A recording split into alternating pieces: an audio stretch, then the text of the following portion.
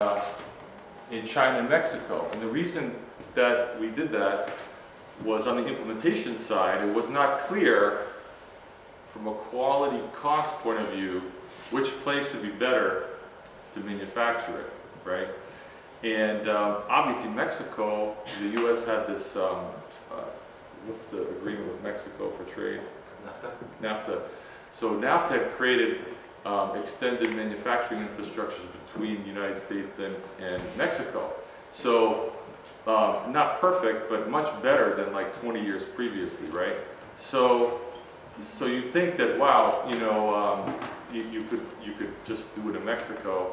But remember what's happening in China is basically they're subsidizing essentially, you know, all manufacturing, right? So even though they have to ship it from the other side of the world, the prices are comparable. In fact, China's a little cheaper, right? So, but we don't quite trust that, and it's a good thing we didn't, because as time went on, the cost of getting the Chinese manufacturing went up over time, and also the quality started changing, right? So we eventually got rid of the China manufacturing, concentrated on manufacturing in Mexico. And of course, there's in terms of quality and things like that, because we're closer, it's a lot easier. That doesn't have to be the case, obviously. You can still have quality far away, but people have to be diligent about it, right? So this unit goes off, and it's a fantastic success.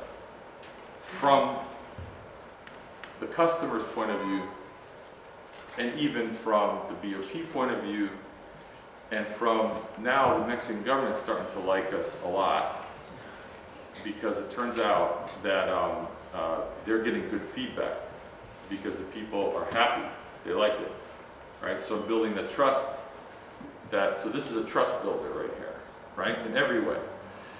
However, there's going to be a problem. There's going to be a problem. So first iteration is good, right? We sell some units, we get some revenue, our investors are happy, everybody's happy. Yeah. Make a quick time check of like half an hour to make sure you can. Yeah. That's what I was going to say. So that's the first iteration, right? What could be the problem? Anybody have any ideas what the problem could be? Competition. In this space, for what we're doing, there's no competition. There's competition from the original thing. You still have the Garofone guys. We were worried about that, by the way, because in Mexico, it turns out if you start to take some people's business away, sometimes there can be physical problems. You know, like we were worried about our people a little bit, because when we started to take business away from the Garofone people, we didn't know if they would, you know, get a little upset. So it turns out they did. It was okay. You know, they just moved on to another region. But no, we were very successful that way. What about remember, this product is maybe going a little bit low in the socioeconomic spectrum, right? So what happens if I told you that, what's the business model that we have to use if I can't have them pay for this unit up front?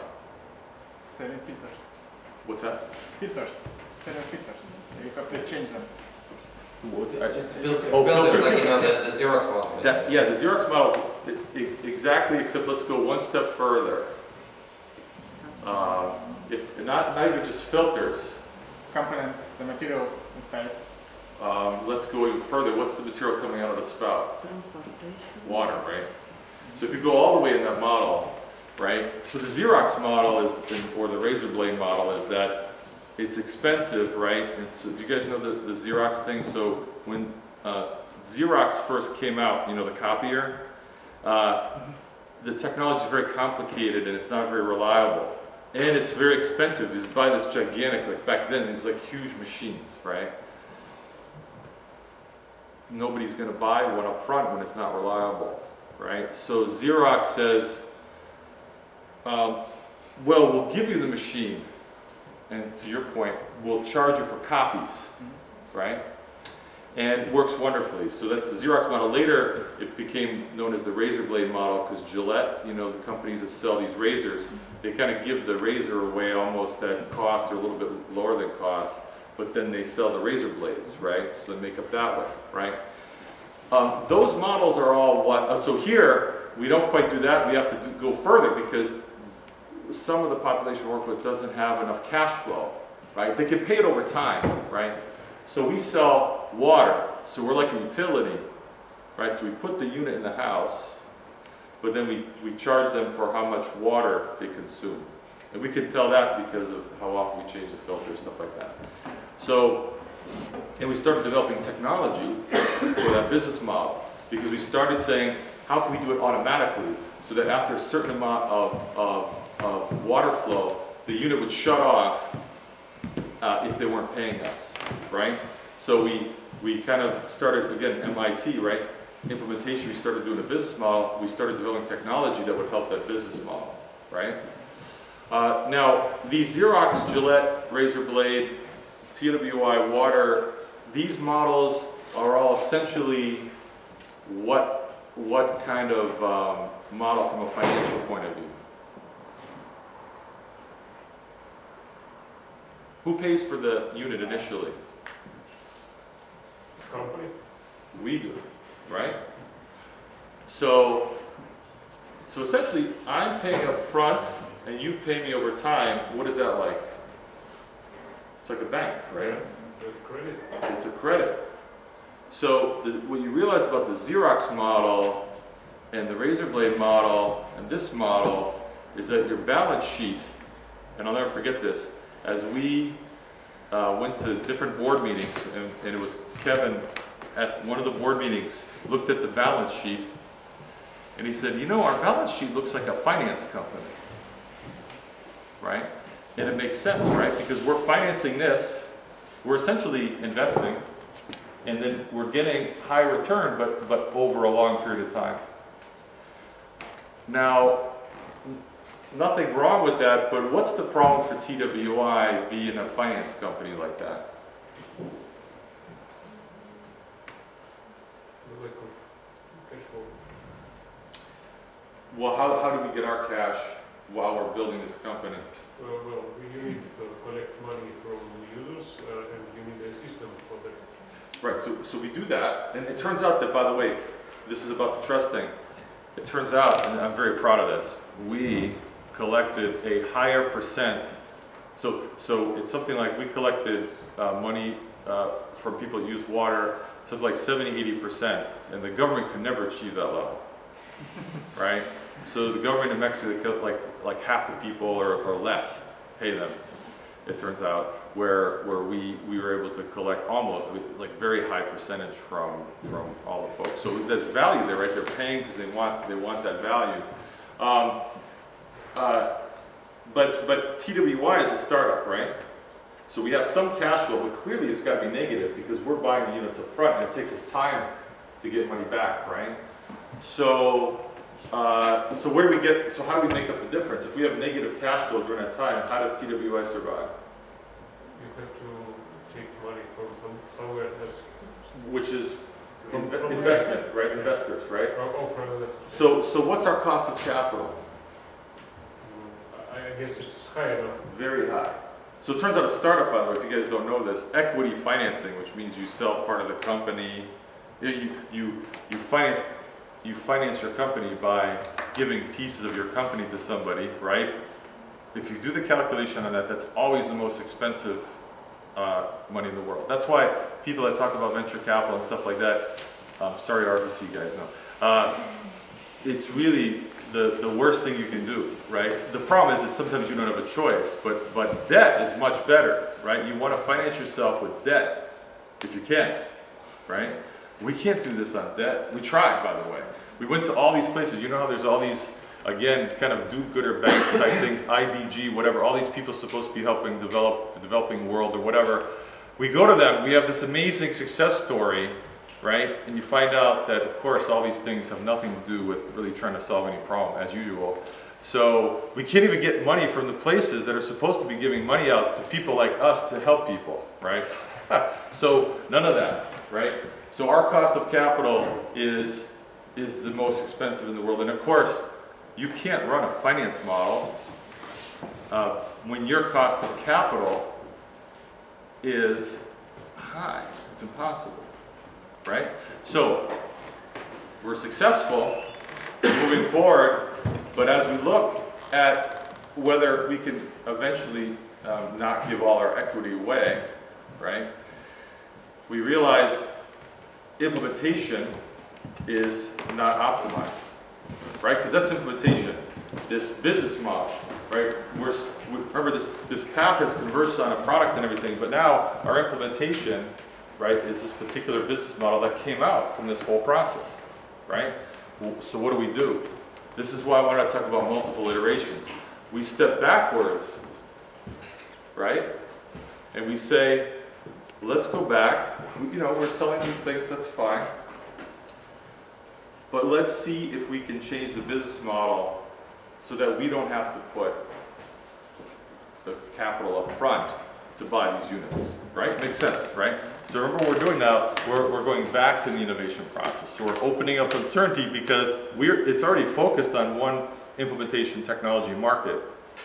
Now we're purposely going backwards, opening up implementation and saying, let's look at other business models. And of course that means I'm probably going to have to change market and technology, right? A little bit, right? So, let's see what I put here. Yeah, I already talked about this. Need to change implementation. So, well, I'll just put this up there to save time. So, who has the money? One level up from the people, right, is the municipality, right, the government, the local government. The local government obviously has money to run the government, right? And in fact, they're supposed to be running purified water to their folks, right? We just showed that the people want purified water, they'll pay an independent company, and they'll trust us more than the government, right? So all of a sudden it makes sense, hey, well, what happens now that we have success? And so there is a question, could you ever have done this without having the first iteration, the first product? And probably the answer is no, right? We had to build trust, we had to get the product out there. We have success from that perspective, right? Now we go back to the municipal government and we say, you should buy these units, right? And put them in the people's houses because that's your responsibility. And to be honest, you're not doing it, right? And they say, yeah, they say people love you guys, and we get our first order from municipal. Now, here's the problem. Just to show you iteration again, so we have a new business model. We're going to get cash directly from the government. Good move, right? But the government says, if I do this, right, to make it really good for me on my budget, I want this to last 5 years. I don't want to have to go and replace another one for 5 years. By the way, this has been the problem with point-of-use devices. The reason that they're not deployed in most governments, the reason they do central stuff is because the feeling that there's all these units out there that have to be maintained makes the government nervous, right? Now, in our case, they work with a private company. As long as they trust that private company, maybe that's a new model. So I think we're the only ones anywhere, by the way, that have been able to deploy products for the government, point-of-use products, through a large region of a country, right? So it's a new business model, right? So so Tom, who's he was one of my PhD students, and I brought him in to work at the company with the technology here. Tom and I go back and say 5 years. The arsenic solution is good, but 5 years, if you look, when you have a part per million of arsenic in there, you're just running out of surface area. It's like a tough problem, right? But it turns out, so again, it's changing technology, right? We're going to use the same solution, but we've got to squeeze it a little bit more. So what do? Squeeze a little more volume, because now we don't need that big fancy unit, right? The government wants us to put this thing, under the sink, right? So we're gonna take this unit, we're gonna put it under the sink. Now we don't have to make it look so pretty, but we're gonna expand the volume a little bit. Still can't be too big, but at least we can use the whole volume just for that media. And it turns out that the pH control is important. If you can control the pH a little bit better, you can take out much more arsenic. Okay? So, go into the lab and we do this, which is an amazing thing. Like, I don't think anybody's done this. So, that's an example of arsenic level that comes into the house. It's health-wise, by the way, you really should be below 10, although most countries are going to 5 is the level that you should be at or below to avoid known statistics for cancer. There's a safety margin in there, right? So here you see the number of filtered water. Of course, I didn't talk about this, but we have to know how much water they use per year, but we knew that from before. So that part of the market, we already knew the market well, right? That's why when we back up, we don't have to repeat everything. We already know some of this stuff. We knew that they use 50,000 liters a year, right? So we said if we can keep it at 5 or below 50,000 liters, we can do it, right? And there it is, right? So we changed technology, right? And then we have this curve. So here's the year and the number of installed units. The first 2 little points here was that first unit, right? Which was those base of the pyramid solutions, right? And then the other 3 points are this municipal solution, which we call 2.0, right?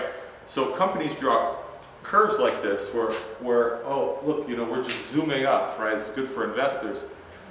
But I'm telling you the real process, right? Which is, remember how in the middle there, we're starting a different innovation path, right? So while we're still selling this one, we realize what's going on. We back up the innovation process, so we're still selling the other one, but then we get ready and we start deploying the new municipal solution, and that comes up and takes over. So you guys might have heard of S-curves, you know, curves that look like this. So the first product is going like this, but just as the other one's flattening out, the new one's coming up, right? So that's a case of the second iteration, which is the municipal product. Right? So the third iteration, let's see what I have in here. So the third iteration, unbelievably, was just released, right? So that was a problem for the company. So in the second iteration, you can look and say, well, in the Central Valley of Mexico, what's the market size? Right? And you can clearly see it's not infinite. It's going to roll over at some point, right? One thing I got to tell you is unanticipated business model, which is that the municipal thing was way, way more efficient than we thought on the sales side, and we couldn't anticipate that. This is another thing. So remember I told you we got the first order for the municipal product, right? The local government, our first government, bought the units, we deployed them, right? Turns out that the next election, the governor of that municipality won like 90% of the vote, right? And it turns out it's because the people could see how the government helped them, right? So it turns out that in Mexico, it's really hard for the politicians to prove that they're really helping the people, right? So the people are like, yeah, those guys, I elect them, they do nothing, like what? Yeah. So the people are like, wow, my life has like really been improved. I got this from the government. My kids don't have, you know, arsenic under their skin, and like, you know, this is really great. And so what happens? The governor in the next town over, because remember it's the Central Valley of Mexico, the governor in the next town over goes, TWI, come here. You know, maybe you want to deploy units in our town. We say, sure, of course. You know, so all of a sudden that curve, look at this, it's an exponential curve, right? We're just all of a sudden, boom, we're like deploying the units because each town hears, hey, they solved that problem. And it's like dominoes, you know, dominoes, boom, boom, boom, boom, you know, like that. And So that's when you see that, you realize the innovation process has really selected the right path, right? It's just like bam, bam, bam, bam. But we couldn't have anticipated the political thing. We're not thinking that way, right? So that was an amazing extra effect that we didn't even know about, right? Well, until it started happening. You didn't put it into your implementation universe. Right, right, and that's important, right? Now, of course, after the first event, it became part of our implementation. We realized it's an important thing. You got to go talk to the governor, right? But that goes to show you not only can you back up the process, but remember I said there's things that are added to the universes from other places, right? Another example of that is another company. If you had competition, they could be doing something, and that starts to cross-populate into your universe, right? They might develop a piece of technology that all of a sudden you need to use too, right? And that comes into your technology universe. So those are examples of how things get added as you go along that you can't, you didn't know about. It's impossible to know everything. You just see it happen, right? So this is the stumbling point for the company, because now you see that the projection's there. You can now do a model to show how that curve goes, right? And we could clearly see when it was going to roll over. This is, you know, and Andreas has heard my stories many times for the different companies. You know, nothing ever goes smoothly, because in each one of these transitions, there's only so many people that can see things ahead of time, right? And it can be different people, right? So when something's doing good like this, and this has happened to me before, if you're the one that looks forward, you say, I know you're excited and everybody's happy, but you know, there's this future, we have to start doing something else, because there's this future that's going to happen, and we need to be changing to find TDY 3.0. It's either in another country or